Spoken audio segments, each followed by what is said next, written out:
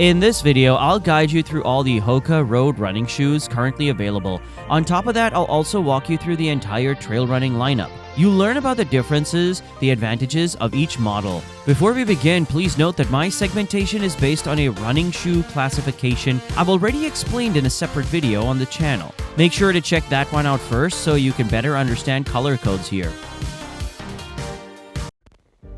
Let's start with road running shoes. First up is the Hoka Clifton 10. This is the most versatile model in the lineup. It works for beginners and even pro runners. That's because it offers an average level of cushioning. Not too soft, not too firm, just right for beginners to run fast. Just right for pro runners to do recovery runs. It also scores above average in comfort, ventilation, and lockdown, which makes the overall experience very pleasant and fun. It's what we call a balanced model. Every other shoe we discuss will offer some advantages over it, but also some trade-offs. If you increase the stack height, add more cushioning around the heel, and tighten up the lockdown, you get the Hoka Bondi 9. The shoe is designed to handle the needs of heavier runners. It offers a very soft, stable, and consistent feel with every step. However, all that comfort comes at a cost. It's heavy and bulky. It's not a fast shoe, so it's better suited for beginners or slow-paced runs than for racing or speed workouts.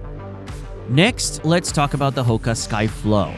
This model is very similar to the Clifton, but uses a different, more advanced supercritical foam. It makes it softer and bouncier, giving you a more energetic and fun ride.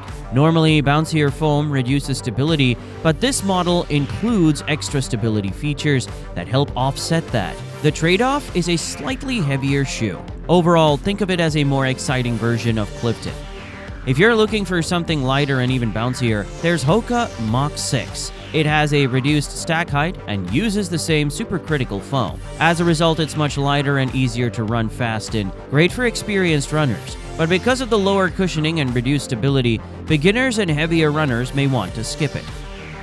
Next is the Hoka Arahi 7. It's similar to the Clifton, but includes a support feature called the J-frame, a wedge of firmer foam on the inner side. It helps control overpronation. It's especially helpful for beginners or runners with stability issues. However, for experienced runners, that added support can feel restrictive and make the shoe feel heavier and less dynamic.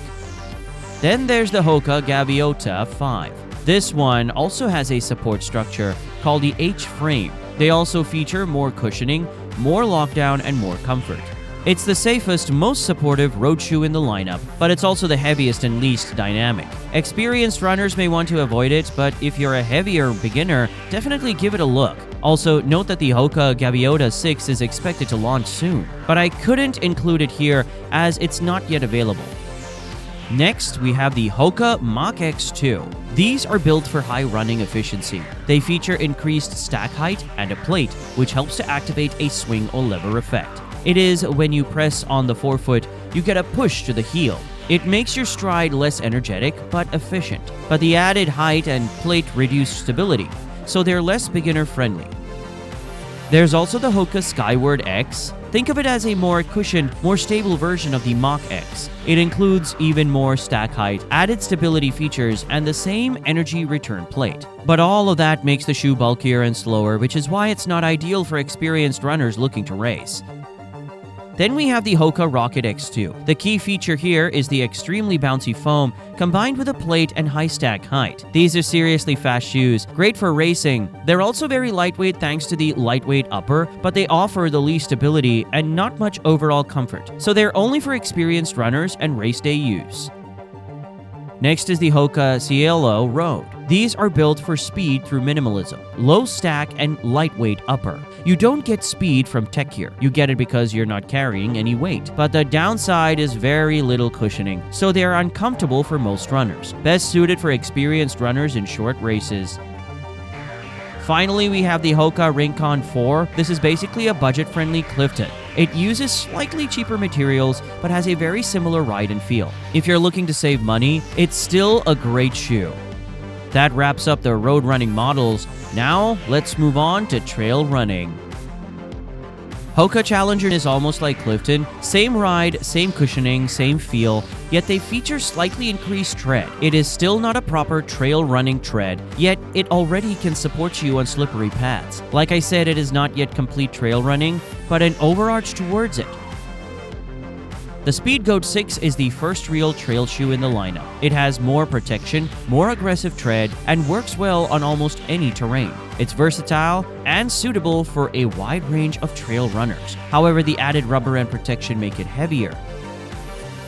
The Stinson 7 is a variation with increased cushioning. It's often recommended for people with heavy backpacks or really big runners. Also, it could be considered for really long runs. Yet, like I said, cushioning is maybe an overkill here.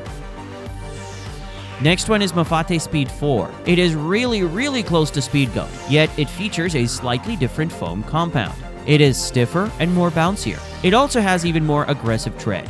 Both these adjustments make sure that it is easier to control these shoes. They grip better, they are less wobbly due to less softness, so advanced runners prefer them, yet they are heavier and less cushioned, so beginners should probably stay away from them.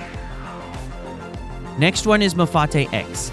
It is a variation of Speedgoat where we add stack height and a carbon plate which activates the swing effect. That means you get more running efficiency. On top of that, the increased stack grants great cushioning. Both these facts allow trail runners to use them for really long runs and make sure that legs are served. However, the shoes are comparably bulky and heavy, which means you should not really be on them during fast-paced races. Next is Tecton X3. It is a lighter version of a carbon-plated shoe. Stack is decreased, which grants lightness. To be completely honest, foam material is also slightly different here, and running efficiency is actually less compared to Mafate X. Yet for short runs, they are superior.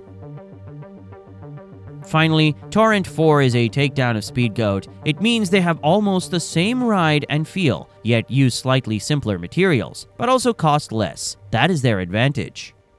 So that's the full overview of Hoka's trail running shoes, and before that, their full road running lineup. I hope you found this guide helpful. I've also left a link below to help you choose the right shoe based on this segmentation. Bye-bye.